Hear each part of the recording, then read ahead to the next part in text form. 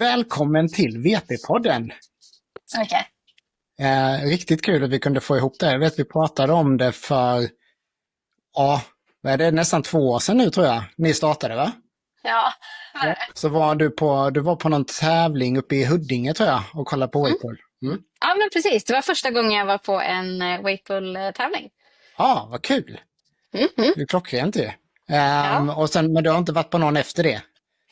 Nej, det har jag inte. Nej. Utan jag har däremot testat på med min ena Ja, hund. En gång med Pia-Lotta och gänget ja, där. ja, vad kul. Ja, Ja, men faktiskt. Jag tycker att det är väldigt roligt. Jag har ju varit en person som bara haft en helt vanlig sällskapshund och inte gjort massa hundsporter och så. Till att prova på lite olika hundsporter när jag började med Amstad Sverige för att se vad finns det att göra för sina hundar och hur är det att kliva in liksom, i alla de olika världarna med en Amstaff. precis. Så det har varit jättespännande att få prova på massor av olika saker och jag tycker att det verkar vara väldigt roligt och väldigt kul för hundarna att köra wakepool. Ja, men det är det nog tror jag. För de flesta. Jag är ju inbiten så jag tycker ju att det är fantastiskt liksom. Men trots att jag inte har en hund för tillfället då. Det är en svår sport i många hänseenden. Men det är väl många utav dem kan jag tänka mig.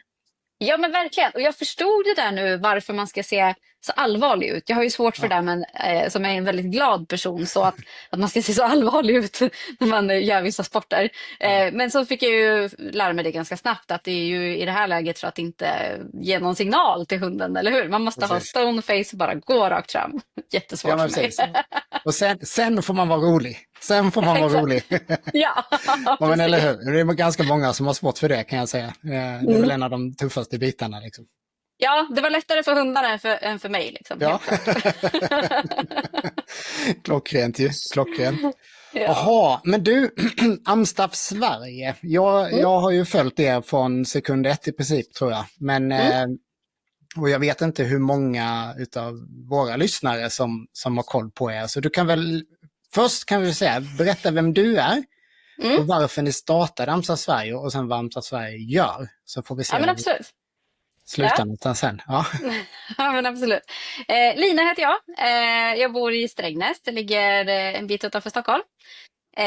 Och jag är jag har familj, bor ute på landet. Jag har 2 stycken amstaffar som är ren ras.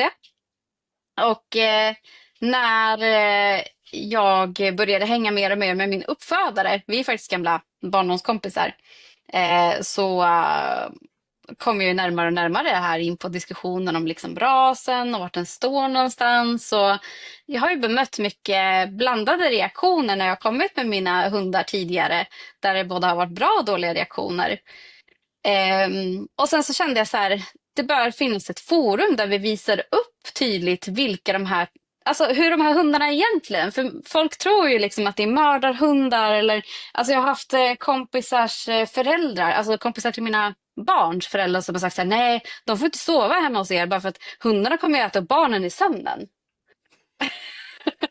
det är Och då helt känner man så här, fantastiskt. ja men då känner man så här, oj gud vilken skev bild folk har utav våra hundar ifrån media. Och då kände jag så här, vi måste starta ett konto för att visa upp hur ser verkligheten ut och sen också för att visa en gemenskap. Och sen har ju alltid det här med rasförbud legat lite på tapeten. Det kom upp lite artiklar då och då. Och sen ungefär som samtidigt som vi startade ganska snart efter så bara exploderade det i media och rasförbud kom upp på tapeten. Så vi låg ju helt rätt i tiden för att göra det här. Så det har ju vuxit och blivit jättestort det här kontot. Vi har fått så sjukt mycket visningar. Vi har kontakt med alla möjliga och varit på olika mässor och liksom synts överallt. Så att, jag startade upp det här tillsammans med Amanda då, min uppfödare. För att vi brinner för rasen liksom och vill se till att inga hundar blir med om något rasförbud i Sverige. För det sker ju llite överallt i andra länder just nu. Precis. Ja, Mm. men tajmingen var ju helt galet bra på Ja. det sättet faktiskt. Hur länge har du haft Amstaff? Alltså det är 8 år snart. Ja. Jag hade ju innan en blandrastik Mm. som var liksom, man sa ju alltid då att det var någon Amstaff pitbull blandning, någonting sånt korsning i liksom. Ingen vet. Nej, precis. Men ja, men det är ofta så det är, den vägen in liksom. Och sen så Ja, tänkte jag att nej, men jag köper en renrasig hund nu. Så ja, så länge har jag ja. haft. Mm. Nej, men för då har det ju då har du varit med så pass länge så du vet att det går ju upp och ner just det där snacket liksom. Mm. Men nu senast det här upplever jag som att det var den mest riskfyllda situationen vi varit med om. Ja. Så. Vad är din upplevelse? Jo, men det är det ju. Och egentligen så är ju den här motionen som lades, det är ju egentligen en piss i Mississippi så, för de brukar oftast, enskilda motioner brukar oftast läggas ner, de brukar inte kunna gå vidare och så. Men den fick väldigt mycket uppmärksamhet. Han fick ju ganska mycket uppmärksamhet i media också, stå och prata om det här. Och framför allt den stora grejen är ju att man har tillsatt en utredning för att se vad är det som gör att vi har farliga hundar i Sverige, hur kan vi motverka det? Och där har de ju inte tagit upp någonting om ett rasförbud än, men de har inte heller sagt att det inte blir så. Utan de har inte utrett saken än. Och där så har det här blivit en stor sak på tapeten. Och vi var ju med upp i riksdagen, blev inbjudna att se på en debatt där hundstallet var och även nu tappar förnamnet, men Västerholm, Ja, Irene. precis, Irene. Ja. Ja, precis. Var med där och pratade. SKK var också inbjudna och vi satt där i publiken och hörde ju vad politiker sa och även vad de ställde för frågor och sådär. Och det är liksom inte självklart att vi inte kommer få något rasförbud, utan det var ju väldigt mycket frågor kring det där. Man kände att politikerna var för ett rasförbud. Så att, och de ser ju bara, okej, hur blir vi av med det här problemet? Vad är enklast lösningen liksom? Istället för att förklara eller förstå varför det blir ett problem, vad det beror på. Och därav så var den här utredningen superbra verkligen som de gjorde. Där det visade på att jättemånga av de här hundarna som biter har ju redan blivit anmälda hos Länsstyrelsen. Men det är Länsstyrelsen och polisen som agerar för sent eller inte alls i vissa fall. Nej, men precis. Mm. Men upplevde du att politikerna hade någon kunskap eller att de var villiga att ta till sig någon kunskap? Ja, men de var nyfikna på att ta Ja. till sig kunskap, absolut. Men sen hade de ju inte den här breda kunskapen. Jag frågade någon politiker, har du läst den här utredningen? Nej, jag har inte hunnit med det än, sa hon. Jag ska kika på den och se vad det står där. Och jag bara sa, ja, gör verkligen det, för den här är superbra. Och så hörde jag henne i en debatt lite senare där hon hade tagit till sig av den här kunskapen. Så att ju mer kunskap vi sprider överallt, ju mer kommer det till politikerna där ute. Jag menar, Sverige är inte ett stort land. Det vet man ju när man åker utomlands och träffar på grannen eller någon bekant liksom. Eller hur? Så vi ska verkligen använda oss av det för att utbilda, helt enkelt. Precis. Men det var inte det här som var den stora anledningen till att ni startade Amsa Sverige från början, utan det var mer sprida riktig kunskap om rasen, eller hur? Ja, precis. Eftersom att förebygga för ett rasförbud egentligen så. Sen hade inte den stora grejen kommit på tapeten just då, men jag förstod ju att det var på gång. Precis. För att, det jag tycker är så himla spännande, för jag köpte min första 2008, så det har varit ett tag nu som jag har varit med. Men det har alltid stått i media. Från början var det bara kamphund, men sen så ganska snabbt så gick det över till Amstaff. För ett 10-tal år sedan skulle jag nog säga att det var. Men och där har ni gjort ett hästjobb, upplever jag det som, i alla fall så här från sidan, att just kontakta media, alla typer av mediehus känns det som. Hur har det arbetet fungerat och vad har liksom erfarenheterna av det satt för spår, höll jag på att säga? Ja, men det satte ju enorma spår, mer än vad vi hade kunnat föreställa oss. För det började med att vi just sa det, men det är ju inte renrasiga Amstaff för när det händer olyckor. Som sagt, Sverige är ganska litet, man vet vad det finns för folk och så vidare. Orterna är ganska små. Så det vi började med var ju att ta reda på så här, okej, men är den här hunden renrasig eller inte? Är den Amstaff eller inte, så att vi kan rätta media? För man använder ju Amstaff som ett samlingsord bara för bullhundar. Och det är ju inte rätt, utan det är ju en ras liksom. Och de här hundarna som vi har som är renrasiga, de gör vi ju liksom mentalbeskrivningar på genom BPH till exempel. Och man avlar ju väldigt omsorgsfullt för att inte få några farliga, dåliga individer. Så vi vill ju verkligen säkerställa att det inte handlar om våra individer liksom, som har skapat de här olyckorna. Så då började vi med att kolla upp då, okej, vad är det för hund eller vad är det för ägare? Och det gick ganska fort att hitta ägaren och då kan man kolla på till exempel Ratsit eller Mr. Koll och se så här, vad är det reggat som?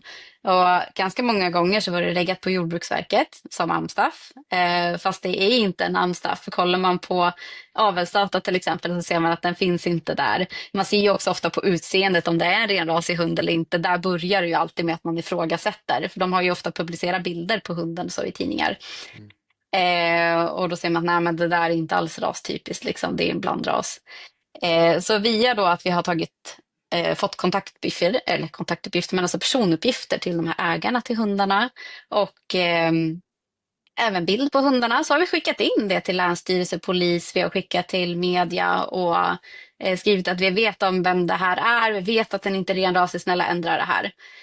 Så det som skedde var ju nere i Västra Götaland att de förstod att okej, nu börjar de röja folks personuppgifter och identiteter. Och det får ju inte, alltså man får ju aldrig släppa information i media som gör att man kan röja vem det handlar om.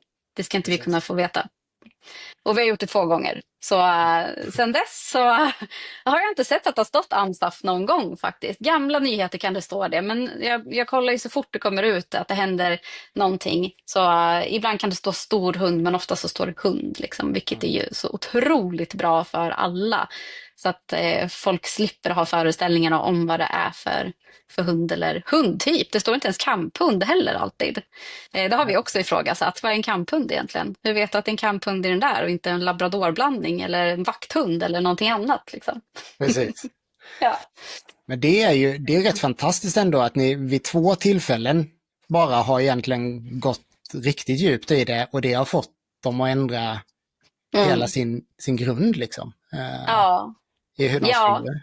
Ja, vi skickar ut det till alla landsting att snälla sluta gå ut med ras och även polis till alla distrikt. Liksom. Så att de har tagit till sig av det, vilket är ju fantastiskt. Vi trodde inte att det skulle ge som inverkan. Det hade inte vi som tanke alls, att det handlade om att röja personuppgifter eller identiteter. Liksom.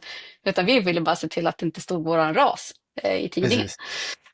Det var väldigt effektivt då ju, för att det är ju, ja, det är väl GDPR och lite andra regler antar jag som går in där som gör att de blir ju illa tvungna att inte röja uppfattad ras, om jag förstår det rätt många gånger. Ja.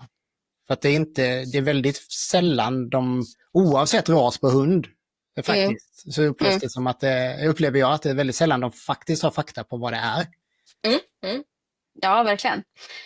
Och ibland så är det ju bara polisen som gör en bedömning. De bara tittar på hunden och säger, men det är väl en amstaff. Och det är så? Ja, alltså ibland så kan det vara polisen som har sagt till media att det är en amstaff. Ibland så är det att medier pratar med någon som varit inblandad i olyckan eller har sett det, som bara också hittar på och säger, men det är en amstaff.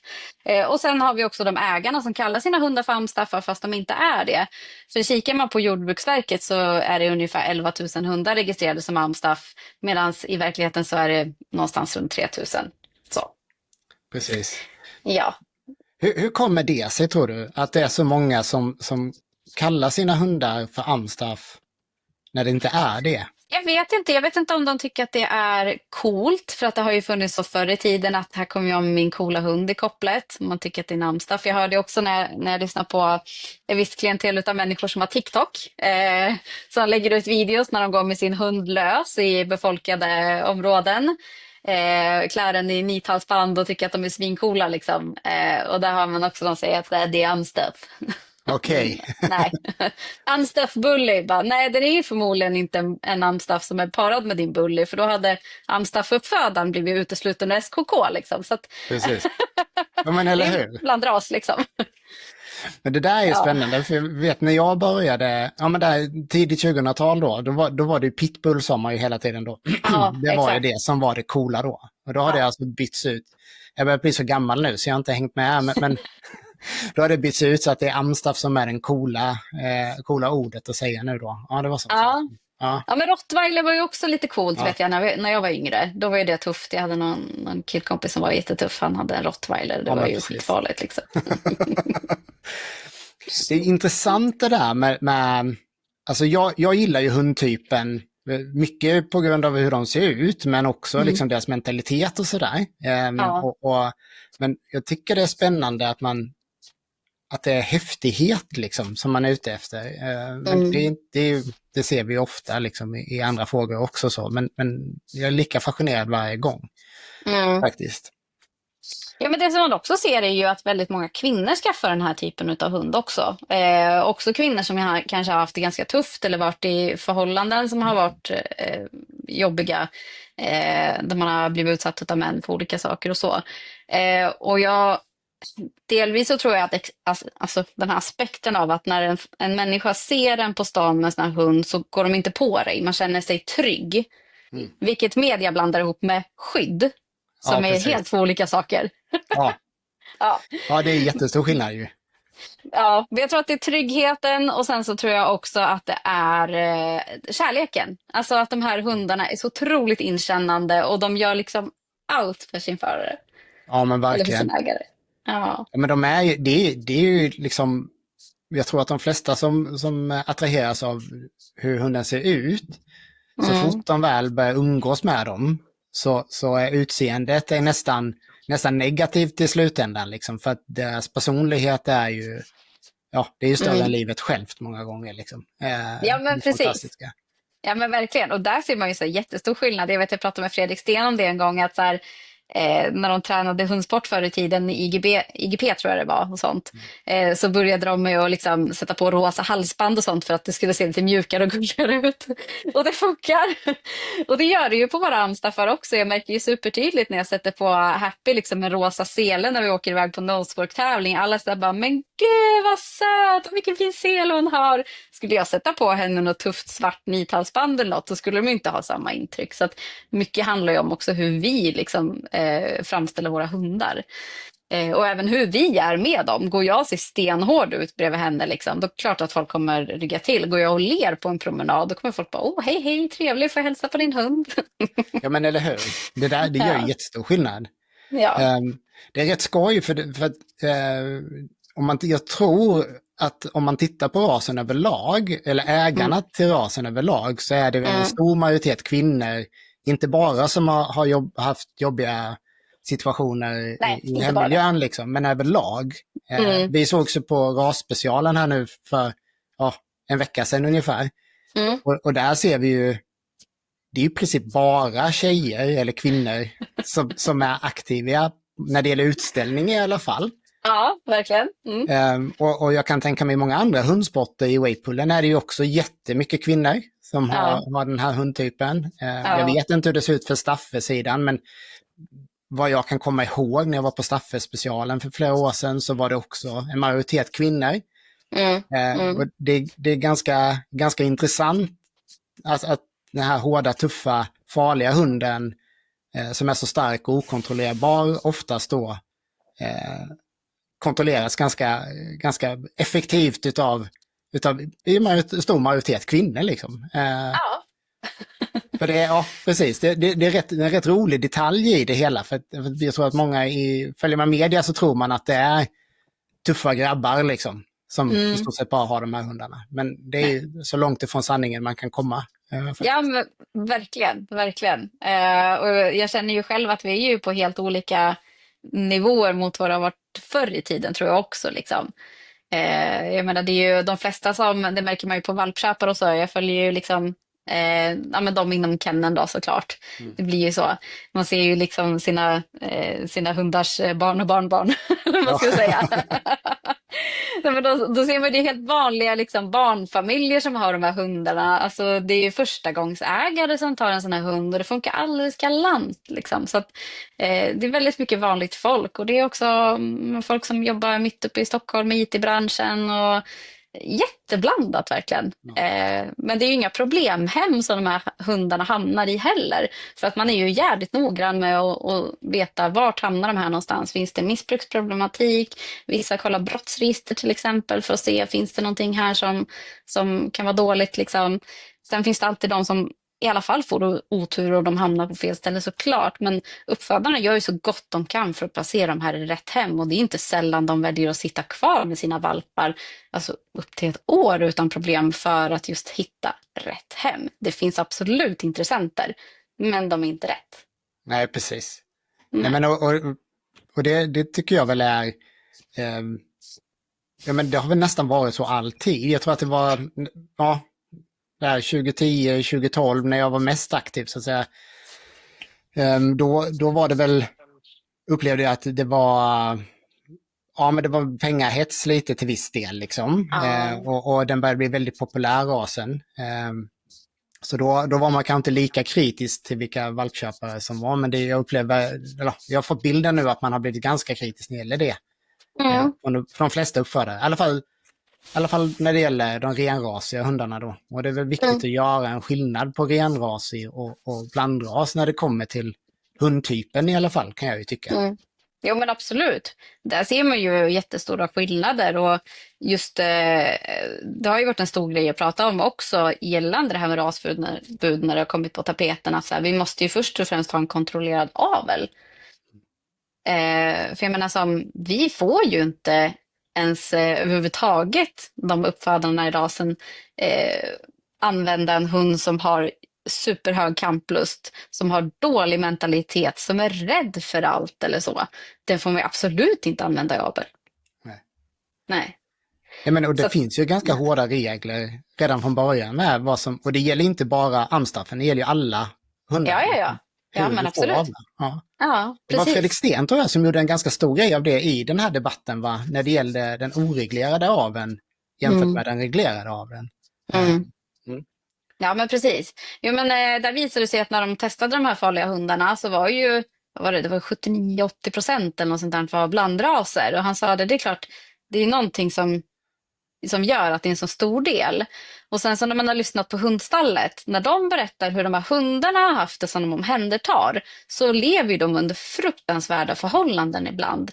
Alltså de hittar ju valpar instängda på små toaletter, i garderober. De kan, ibland är ju tiken så reaktiv så de kan ha satt henne liksom i pallkragar som de har staplat upp så här och borrat hål, alltså lufthål och spikat igen. Så de separerar också, så de separerar mamman från valparna och stänger in dem på olika ställen, för de här hundarna mår ju inte bra. De blir reaktiva, de börjar tugga på allt och det är så här, de här personerna vet inte hur man ska hantera det här överhuvudtaget. Som lever under fruktansvärda förhållanden. Och det vet man ju att det är ju superviktigt hur valpen har den första tiden. Det är ju det som liksom reglerar hur den blir för resten av livet. Att den har en trygg uppväxt, den har en mamma som finns där och fostrar den. Som ger trygghet och allting sånt. Så jag menar, det är ju... Nej, det är inte konstigt att det blir som det blir. Och i andra länder vet jag att även om det är blandrasuppfödning, då får de fortfarande ett besök där de kommer ut och kontrollerar och ser okej, hur ser det ut här? Har valpan allt hon behöver? Har tiken allt den behöver? Är hon sjuk? Är hon frisk? Liksom, all den tillsynen man faktiskt behöver ha. Men det gäller inte för blandrasaveln. De kan göra hur de vill. De kan para vilken hund med vilken hund de vill. Vilka farliga kombinationer som helst utan att någon lägger sig i liksom. Så där måste man ju börja. Ja, för att den aveln den är ju egentligen helt oreglerad idag. Alltså totalt. Ja. Det finns inget... Ja. Nej, ingenting. Nej, du har inget krav. Du måste väl inte ens... Ja, nu vet jag inte om det kanske går under djurskyddslagen, men just att man måste vaccinera, avmaska och så vidare. Ja. Det är ju... Och just, alltså, man blir nästan lite förvånad i Sverige där vi har regleringar av i princip allting. Att vi har en så pass farlig situation egentligen som det skulle kunna bli oavsett vilka raser då man blandar. Liksom. Man vet inte vad man får ut överhuvudtaget och kunskapen då kanske hos uppfödarna. Jag säger inte att blandrasavel är dålig på något sätt, men jag tror att det har en större andel okunniga uppfödare bland blandrasavlarna än renrasavlarna. Liksom. Ja, men det tror jag absolut också. Och det är inte så konstigt. De har ju inga krav liksom på sig att de ska gå en uppfödarutbildning för att veta hur man gör bäst för valparna och skapa bäst förutsättningar för dem. Så att det är klart. Precis. Ja. Ja.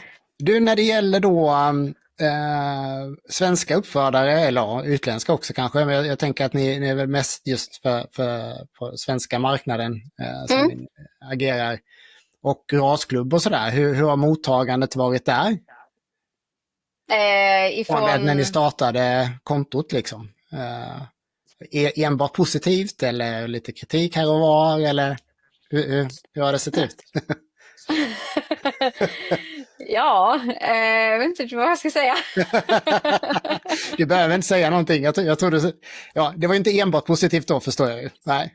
Nej, det var väl först väldigt mycket skeptiskt till oss när vi startade kontot. Mm. Och det var väl också för att Amanda bröt sig ur hon slutade ur klubben helt enkelt och startade upp det här. Och sen så tog ju vi upp saker som var allvarliga kring raser, som kortnoshet och liksom andningsbesvär och ja, men ifrågasatte hälsoprogrammet till exempel, sådana saker. Och det är klart att det var väl inte jättepopulärt, men nu tycker jag att det har blivit mycket bättre känsla och stämning liksom. Så att, ja men absolut. Men det Jag var tror att väl de rätt kanske bra. tänkte att det skulle bli värre än vad vi blev, eller att vi hade några dåliga avsikter. Eller förstår jag menar, folk är ju så Ja, rädda när det kommer till nyheter ibland. De undrar vad är det här nu då, vad ska hända, vad kommer de publicera, vad ska de lägga ut liksom. exakt. Men jag tycker att vi har fått ja, men superbra stöd av alla följare framförallt, och även ja, men hundstallet och liksom alla möjliga runt omkring som har kontakt med hundar.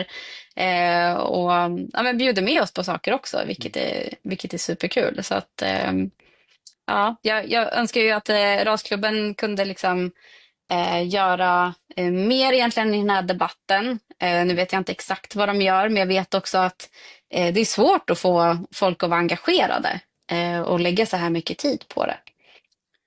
Ja, för Och sen så får de väl inte göra vad de vill heller. Liksom så. Alltså, det är inte nej, som men oss, vi kan precis. bara göra... Rasklubben den är väl ganska styrd från SKK också i många hänseenden, kan jag tänka mig. Jag kan tänka mig att det Amanda jobbade, vi satt ju faktiskt i styrelsen i rasklubben ihop, hon och jag, en gång i tiden.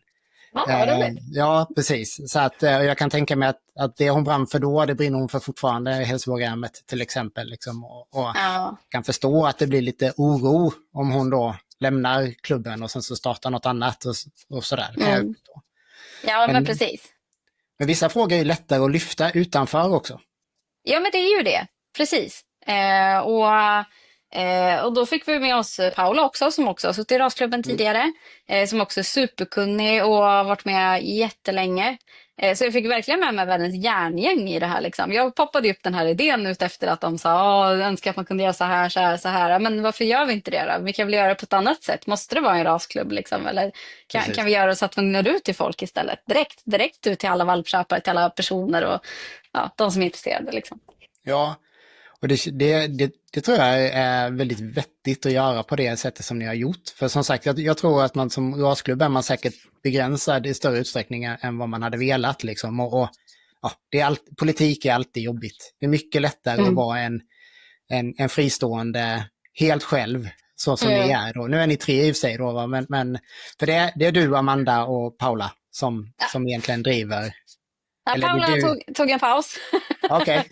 Amanda hon är med lite här och var ibland. Så. Ja. Men sen framförallt är det också andra uppfödare som hjälper till, som har varit länge i rasen, liksom, som hjälper till på en vänskaplig nivå. Madeleine Lygman har till exempel också varit med, och hon har gjort ett jättejobb också det här med att hitta alla hundar. Hon är ju grym på att djupdyka i saker. Så att, det är fler som har varit med och även skickat artiklar och skickat så fort det händer någonting. Eller som bor i den staden. Att, men det är den här hunden, det är den ägaren. Eller liksom så här. Så att alla har ju hjälpt till i Amsta Sverige, och det tycker jag är så fint, att det är ju den här gemenskapen som gör att vi lyckas, liksom. Att vi har den här samhörigheten. Det är ju jättehärligt ju. För jag ska säga det, jag är väldigt imponerad och förvånad i många hänseenden hur snabbt ni får tag information och framförallt hur mycket information ni har många gånger. Ja. Det är verkligen, alltså, ja, det är ett liksom grävande journalistikjobb som det ser ut som att ni gör, verkligen. Jag kan ingenting om grävande journalistik, men det är i alla fall min bild när man ser liksom hur det ni tar fram. Liksom. Ja, men jag har faktiskt läst media. Alltså nu var det ju dock på gymnasiet, men jag har ju lite grann det där i e-mail liksom. Ja, men precis. Men det är väldigt imponerande och det har varit en väldigt bra kanal för att hålla sig uppdaterade. Jag vet bara nu senast här igår ni släppte ut någonting att det tog, vad var det, 221 dagar eller någonting innan det togs ett beslut i en fråga. Det var en omhändertagande av en hund liksom och sådär. Och jag tycker det är otroligt viktigt att det kommer ut den typen av fakta liksom också. För ni har lyckats hålla er väldigt fakta, eller om man säger hög faktakonsistens liksom. Eller man säger, jag vet inte riktigt vilket ord jag vill hitta här, men Ja, men jag förstår vad du menar. Jo, men det är ju en sak som vi alltid har liksom haft med oss, att alltid faktagranska allting innan man publicerar något. Man kan inte bara gå på lösa rykten, utan man behöver faktiskt veta att det är så. Och som sagt, världen är ju också extremt liten, så vissa saker har jag ju faktiskt sett med mina egna ögon också. Till exempel hur vissa hundar har levt under extremt dåliga förhållanden, eller hur vissa hundar har skrämt upp grannar, eller de har varit aggressiva mot människor eller sådär i de här avseendena. Så att saker och ting är ibland närmare än vad man tror. Och härifrån där jag bor så når vi ju 4 miljoner människor inom en timme. Så jag menar, det är så här... Ja, men du bor ju väldigt smidigt så ju, verkligen. Och tillgång till mycket folk, verkligen. Ja, verkligen. Men du, vad har varit den största utmaningen precis i början när ni startade jämfört med vad ni har för utmaningar idag, tycker du? Det var väl egentligen att få ett förtroende från början. Att folk skulle känna att det här var seriöst. För det har väl poppat upp lite grupper genom åren tidigare. På Facebook bland annat, sådär, där det inte har blivit lika seriöst, antar jag. Så att, och sen också, men det har väl varit mycket konflikter i olika grupper eller sådär. Och vi vill ju skapa en bra gemenskap och ha ett snällare Hundsverige. Jag har ju som sagt varit livrädd för att prata med folk inom hundvärlden, för att min föreställning har alltid varit att de gapar och skriker och sparkar på sina hundar och är otrevliga mot människor. Liksom. Det är inte jättelångt från sanningen för många gånger tyvärr.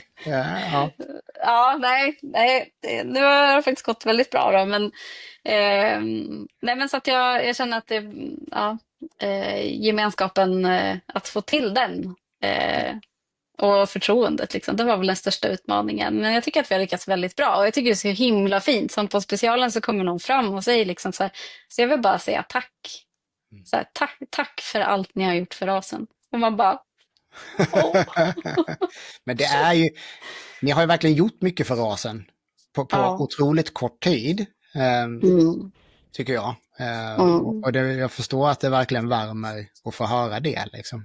Ja, men det gör det. Och jag önskar så mycket att alla andra också som har, som egentligen från början också kommer att härstamma från pitbullen eller från kamphundar och så vidare. Alltså det här gäller ju även er, alla andra. Alla som har staffar, boxer egentligen också ligger i samma, så, även fast man inte tänker så. Men det finns så många fler, och även alla blandraser också. Vi vill inte något rasförbud för någon liksom. Så även om det här börjar med amstaff så har vi ju ändå hjälpt till att motverka ett rasförbud för alla hundar, hoppas vi ju. Men jag tror att vi behöver också bli en större skara som hjälps åt i det här. För att det inte ska bli någonting heller, för det är fortfarande inte klart. Och man vet ju inom politiken, det kan komma nya motioner, det kan komma nya förslag. Liksom. Ja, men så är det ju, och det kommer alltid komma någon som får lite luft i media och driva sin fråga om det här. Liksom. Vi är väldigt glada att vi har SKK är ganska tydliga också från sin sida. Jag vet Irene gör ett stort jobb, Fredrik gör ett stort jobb, Hundstallet. Verkligen. De är ju också erkända liksom från makthavarna liksom som experterna i det, och alla är ju, när det gäller den här frågan så är de väl i princip överens allihop.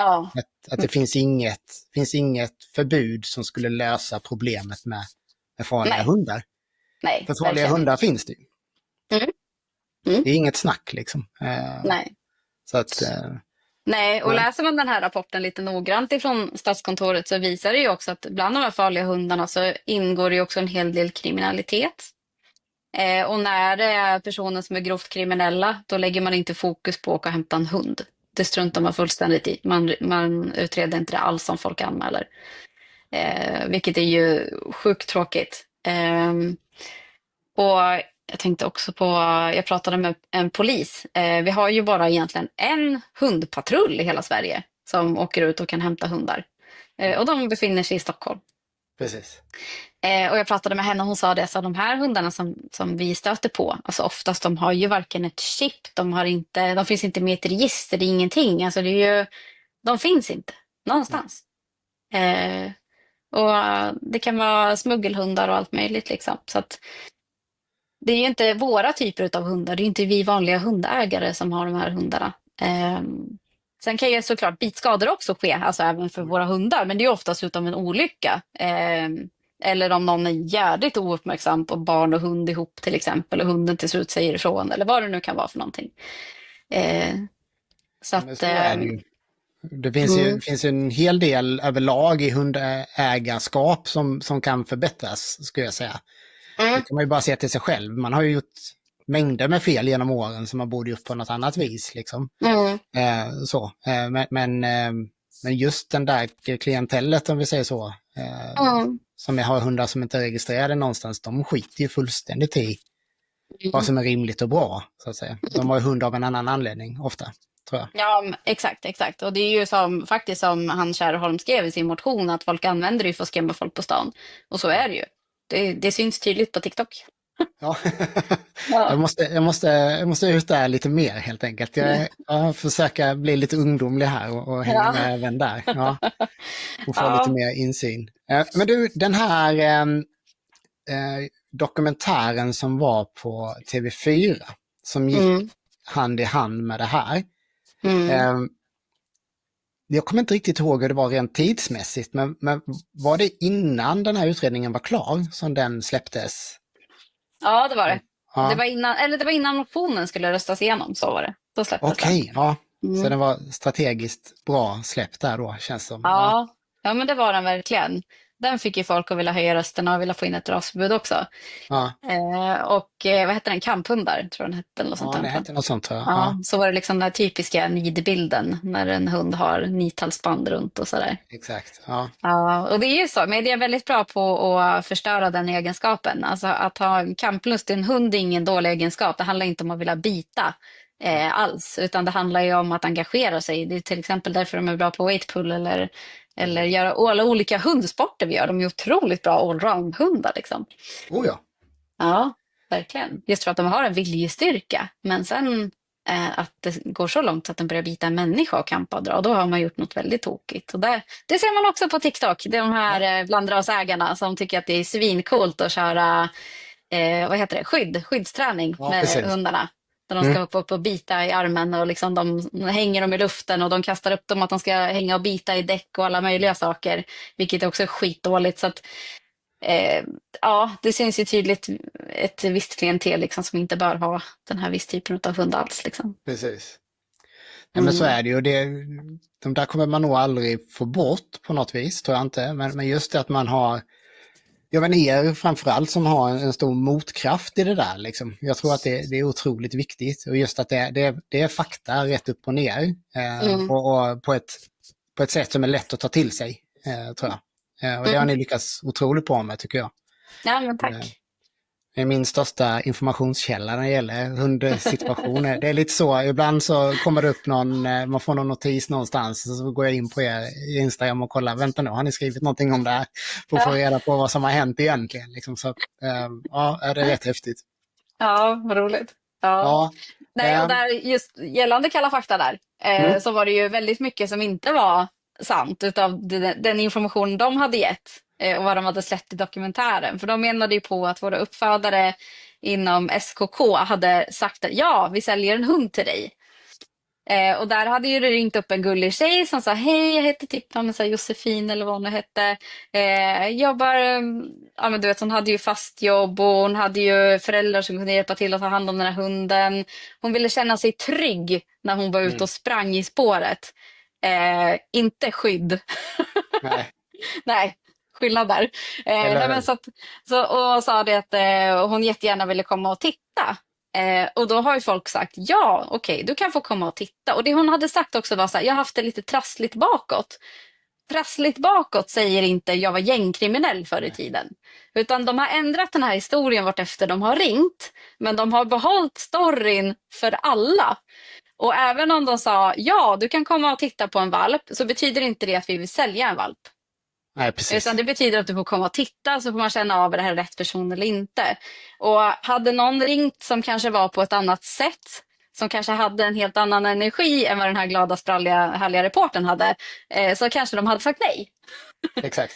Och framförallt om de hade haft storyn som de gick ut med i Kalla fakta. Ja, men det låter ju otroligt fult sätt att göra en dokumentär på. Ja. Det blir inte så mycket dokumenterande av verkligheten på det viset. Liksom. Nej, och jag har hört något om Uppdrag granskning. Jag vet inte om det har kommit dit eller hur det går i det där, men det är tydligen på gång. Okay. Att de kikar på det här och ser vad som händer egentligen. Så jag hoppas att saker och ting kommer fram därigenom då. Men det hade väl varit jättebra, för att det snackas ju mycket om olika rasförbud runt om i världen, framförallt Danmark och Norge vet jag, och det är inte så konstigt i och med att de är så nära. Och att det har liksom inte gett den effekten som de har velat när det gäller incidenter. Och vad senaste jag hörde så var det att i Danmark har det egentligen gått åt andra hållet till och med. Ja. Och där skulle man vilja få lite mer, inte mer än rykten liksom på sociala medier. För att där är det alltid lite, det är svårt att faktakolla, tycker jag många gånger då. Så det har varit skönt om någon djupdöker i det och ser vad har faktiskt hänt i de här länderna liksom.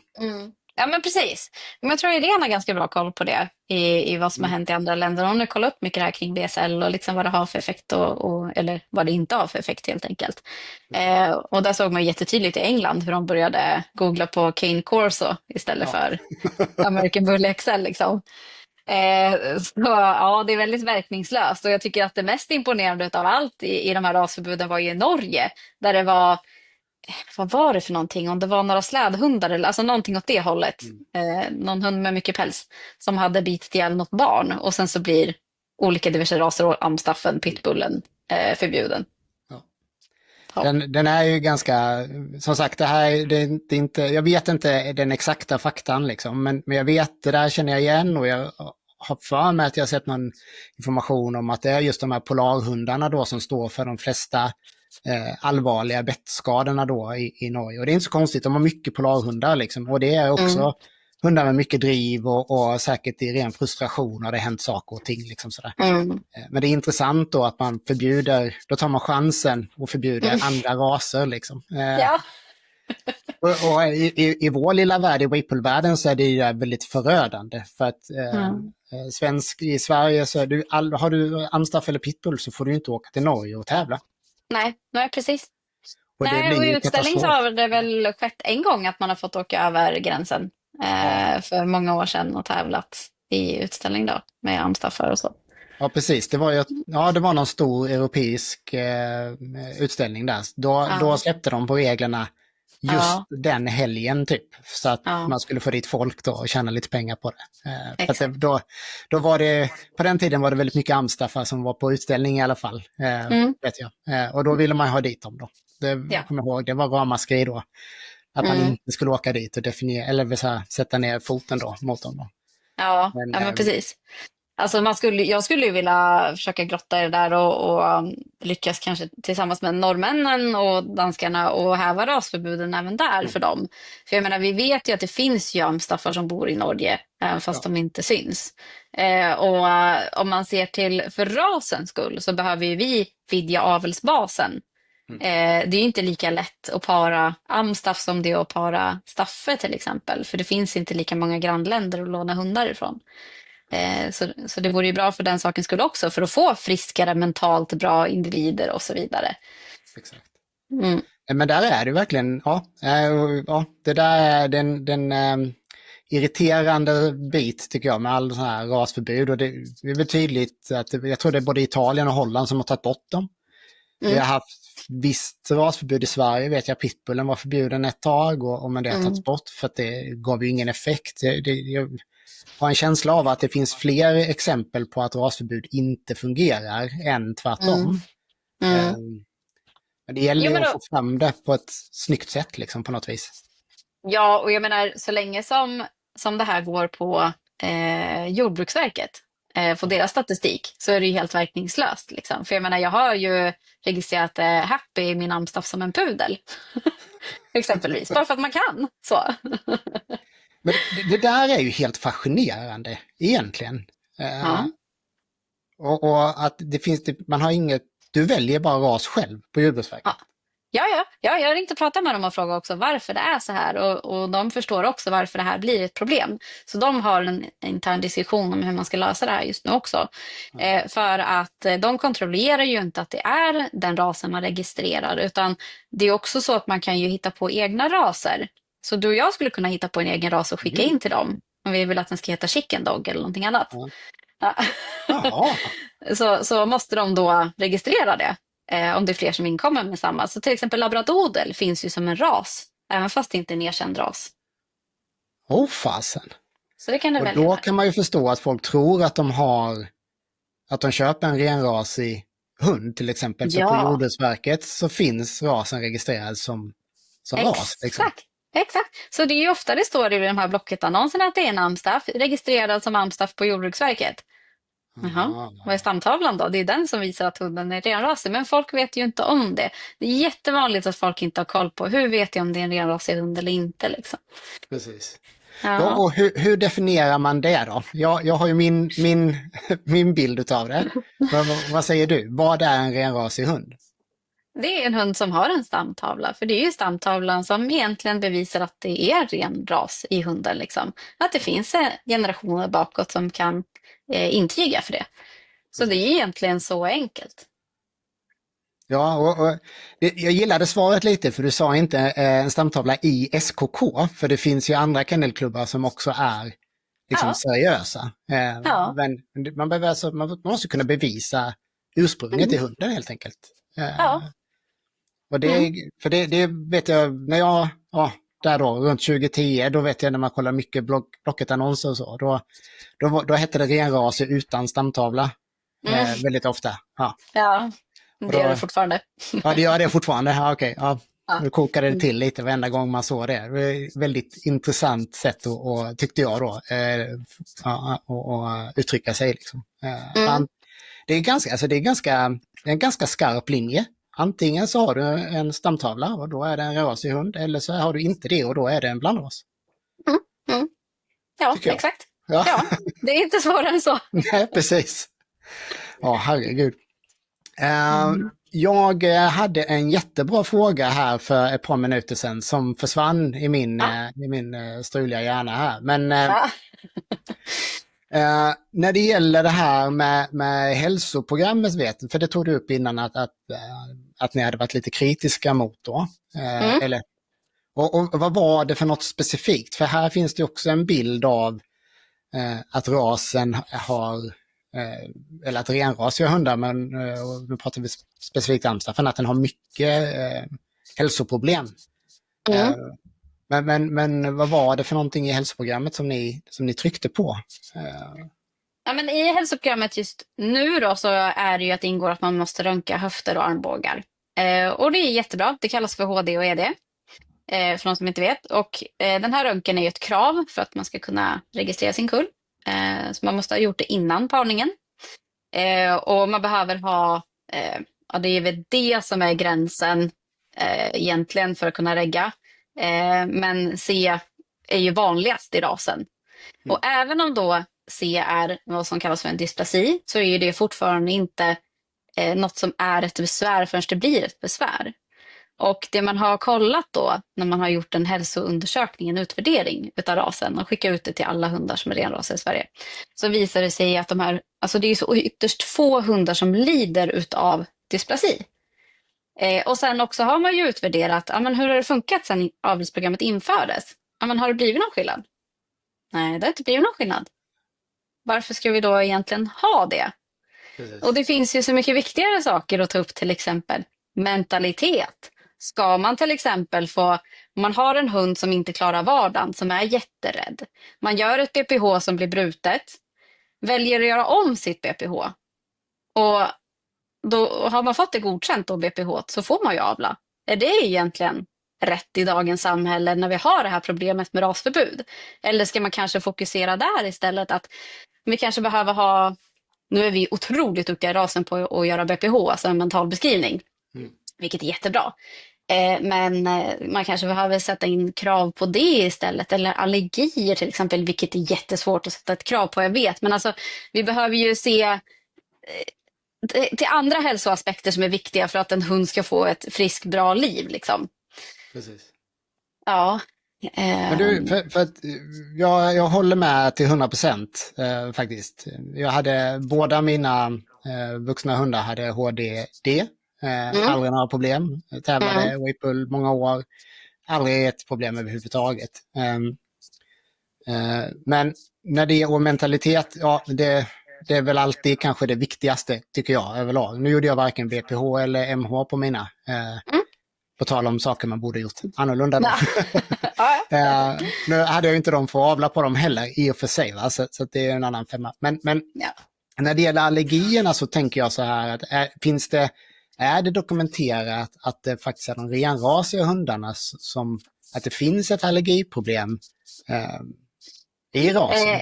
Nej, men man märker ju att det är även i blandras. Alltså jättetydligt så ser man ju det i andra blandraser, i bullhundsraserna. Liksom. Man ser ju det på American Bully till exempel, de har jättemycket hudbesvär. Man ser ju det också på, men som sagt, andra blandraser och så vidare. Och jag tror ju att det delvis handlar om kost. Alltså, vi diskuterat det här tidigare. Vad är det man kör i kycklingar innan det blir hundmat? Är det de reagerar på, eller är det egentligen kycklingen? Och även när det kommer till miljö, för det vet man ju att vissa hundar har lättare att få allergier i vissa miljöer, och så är det även med oss människor. Det kan handla om stress och så vidare. Det finns ganska mycket, om man ser det ur ett holistiskt perspektiv, vad som kan påverka att hunden får allergier.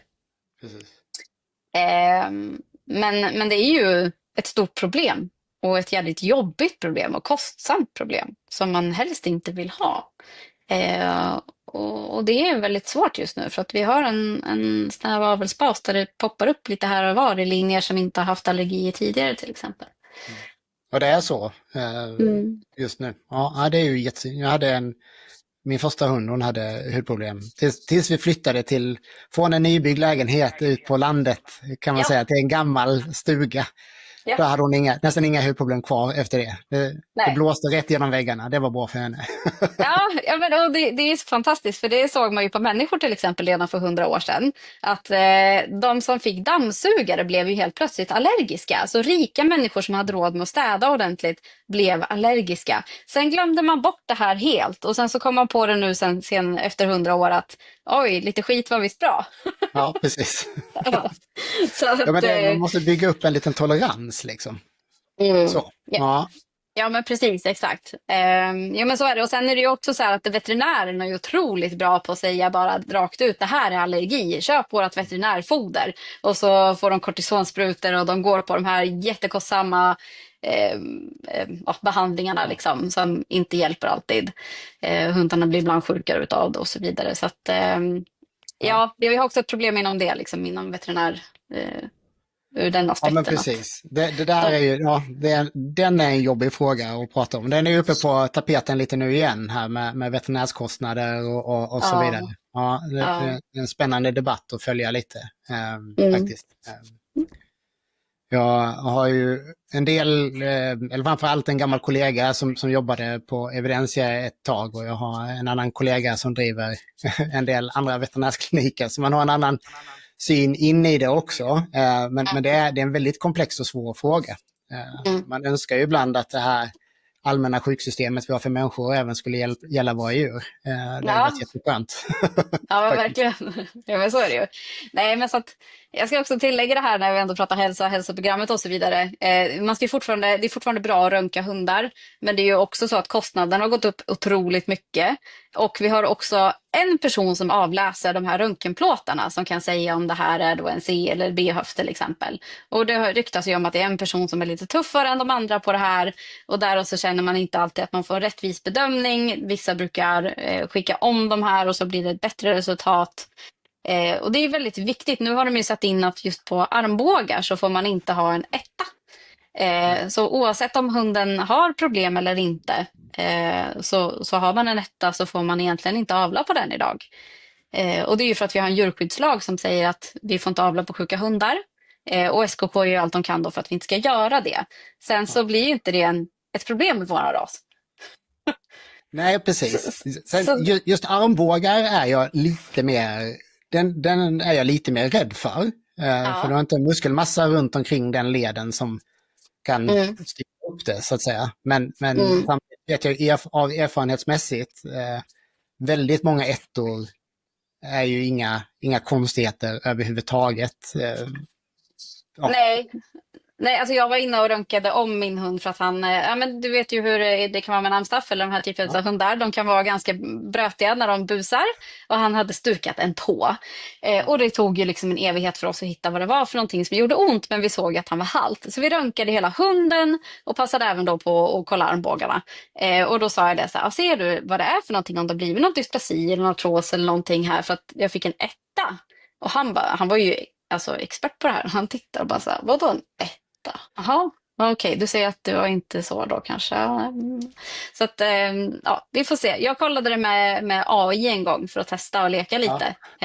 Och bad den vara expert på röntgenbilder och skrev in vad det är för ras och så vidare. Och fick ju olika svar på olika röntgenplåtar som var väldigt, väldigt tydliga, noggrant beskrivande och så vidare. Så jag hoppas ju att man kanske tar hjälp av AI i framtiden, eller så att det också blir en rättvis bedömning. Så där också blir det så att man följer krokben på sig själv via det här avelsprogrammet.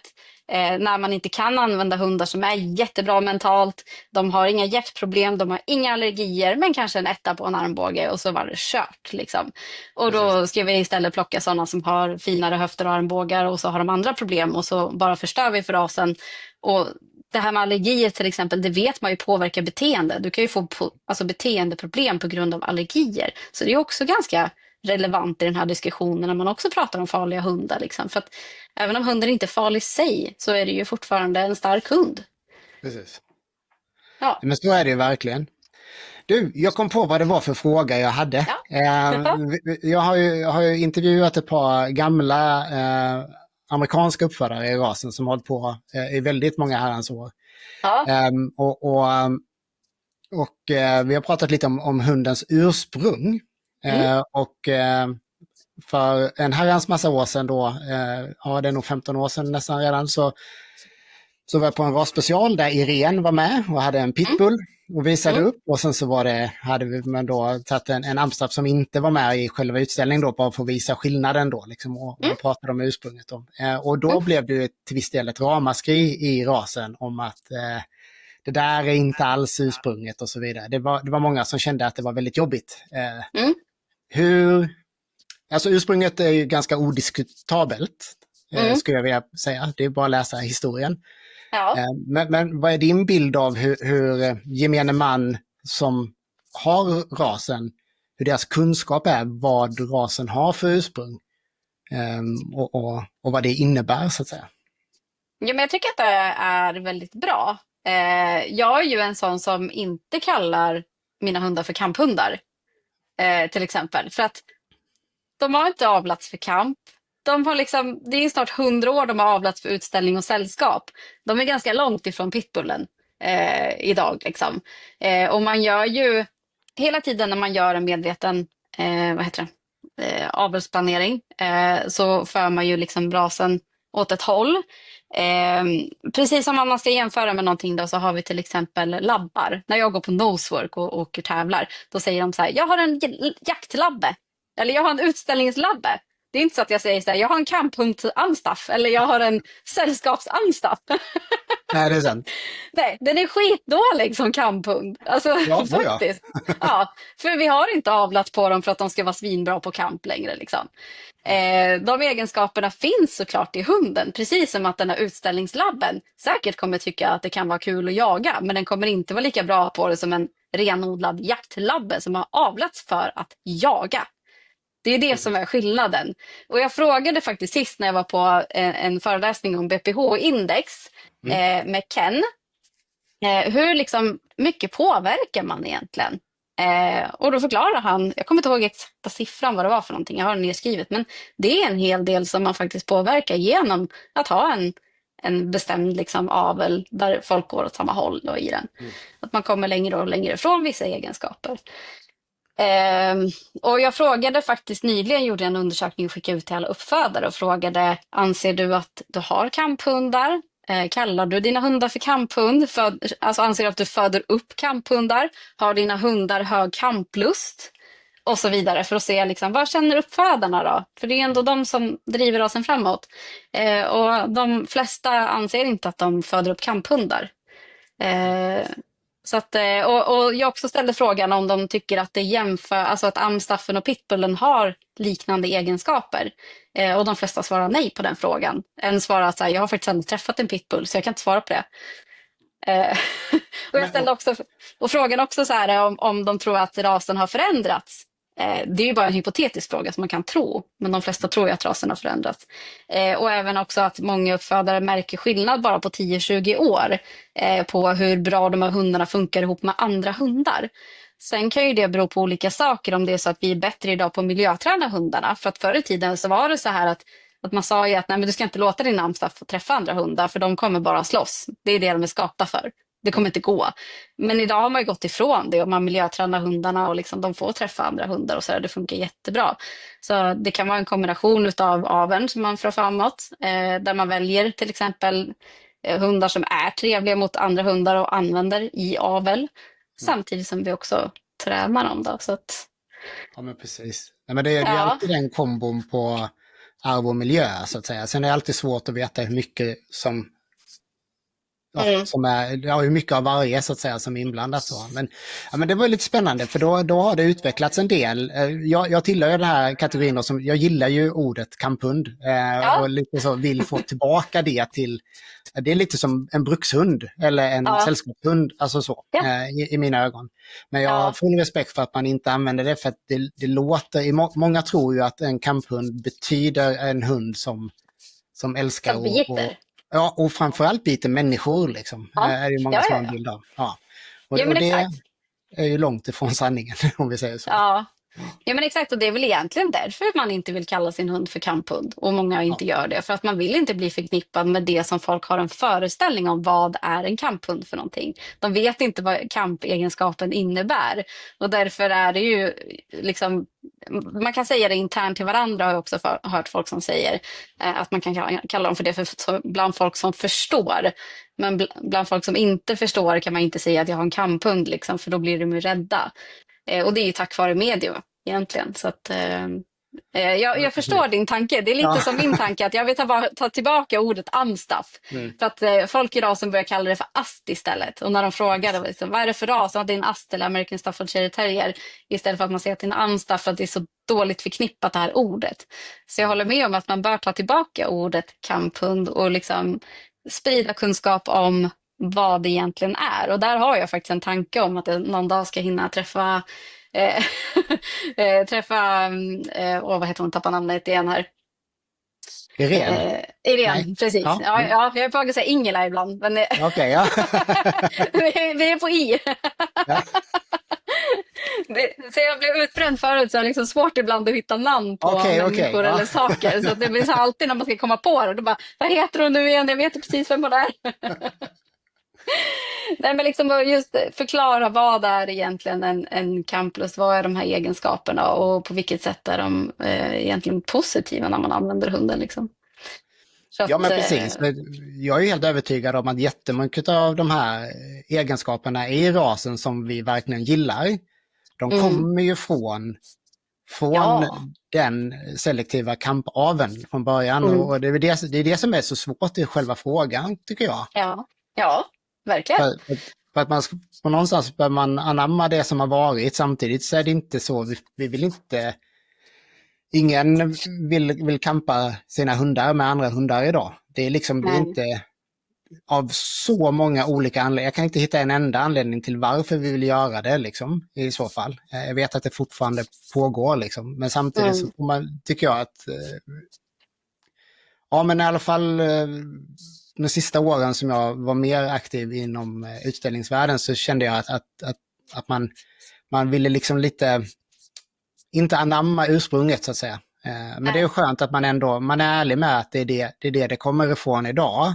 Sen att man väljer att inte säga att man har en kamphund, det köper jag helt och hållet. Jag tror också att det är innan ni har vunnit tillbaka allmänhetens bild, liksom, eller i alla fall förklarat vad det är, liksom, så kanske det inte är rätt fight att ta just nu. Liksom. Nej, men precis. Och jag tror ju också så här att, för jag märker ju också vad folk anser då. Och då säger de så här, ja men ni förnekar rasens ursprung. Eller ni förnekar liksom vad era hundar är. Ja men det är ju inte vad de är idag mot vad de var förr. Man kan ju fortfarande ha två tankar i huvudet samtidigt. Att det här är ursprung, det var då. Och här är vi nu. Vad har hänt här emellan på 87 år liksom? Precis. Någonting har ju hänt uppenbarligen. Och sen så också, alltså man anpassar ju också språket ju mer utveckling sker i samhället också. Och även hur man ser på saker. Jag menar, det är vi som har hittat på de här orden. Vallhund, brukshund, kamphund. Men det finns ju kamplust i en schäfer. Det finns kamplust i en golden retriever. Alltså det finns så många hundar som har kamplust i sig. Sen har vi valt att sätta alla i olika fack. Men vad använder vi dem för egentligen idag? Alla hundar. Nej, men eller hur? Alltså de flesta är ju sällskapshundar generellt sett så. Men så är det ju verkligen. Liksom. Vi vill ju jättegärna sätta in saker och ting i fack nu för tiden. Vi är otroligt drivna till att göra det. Människoarten då är ju, jag vet inte varför vi gör det hela tiden. Liksom. Men det är faktiskt precis som du säger. Det är inte det som hunden är idag, så att säga. Bara för att man inte kallar det kamphund betyder inte att man faktiskt förnekar ursprunget. Förnekar ursprunget. Nej. För ursprunget finns ju där. Och jag menar så här, egenskapen man ser innan hundfight, för det är det som har blivit en negativ klang i det, är ju egentligen att man använder dem för att ta hand om boskap, eller hur? Bland annat, att man använder dem för det. Ja, de skulle hålla boskap. Ja, men precis. Catch Lite till en början. Och det används ju, kanske inte amstaffen, men andra raser som har samma ursprung används ju som det i en del länder fortfarande då. Ja, men precis. Det är väl ganska lite. Jag tror inte man får göra det i Sverige heller rent. Jag får prata med någon jägare om det. Jag tror inte man får göra det. Nej, jag tror inte det heller. inte på det sättet som det används historiskt i alla fall. Eller som jag vet att det används i USA bland annat. Liksom. Så, ja. Nej, men precis. Det är helt andra världar är det ju. Ja, men verkligen. Ja, men du, var spännande. Det är otroligt härligt att följa arbetet som ni gör. Och det känns som att ni börjar vinna tillbaka ordet amstaff, tycker jag. Ja. Tyckte det var tråkigt att det skulle börja heta ast helt plötsligt och sådär. Ja. Faktiskt. Amstaff man säger ju amstaff i hela världen. Det är ju liksom det vanliga ordet för alla. Men jag tror att vi också måste få de andra att sluta kalla sina hundar för amstaff. För det är ju det som är grejen. Och där märker jag ju faktiskt utav arbetet vi gör, att man ser andra i kommentarsfält som reagerar. Och likadant när jag också reagerar ibland genom att säga sluta kalla den för en amstaff, det är en blandras liksom. Då, inte för att vara taskig på något sätt vill jag också säga så, men just de här som ska vara tuffa med sina hundar på TikTok till exempel där så. Det är en amstaff, nej det är ingen amstaff. Det är en amstaff bully, nej det är en blandras och du kanske har parat med en bully. Men jag förstår skillnaderna. Ja, men precis. Jag tror att det är rätt väg att gå, för jag bara fick en tanke här nu att det kanske är en av anledningarna till att man inte använder pitbull i samma utsträckning längre, för att det var en ganska innan sociala medier egentligen så hette allt möjligt pitbull liksom. Och sen så var man ganska hård då i forum och så vidare. Fast det där är inte en pitbull. De var stenhårda och till slut så försvann. Man kallade inte sina hundar för pitbull längre. Liksom. Nej, och jag har sett det också faktiskt i kommentarsfält när någon har skrivit att det är pitbull. Och då har folk bara sagt det är extremt få hundar som finns i Sverige som har liksom en stamtavla som visar att det är en pitbull. Är det verkligen en pitbull? Jag bara, precis. Så, eller hur? Ja.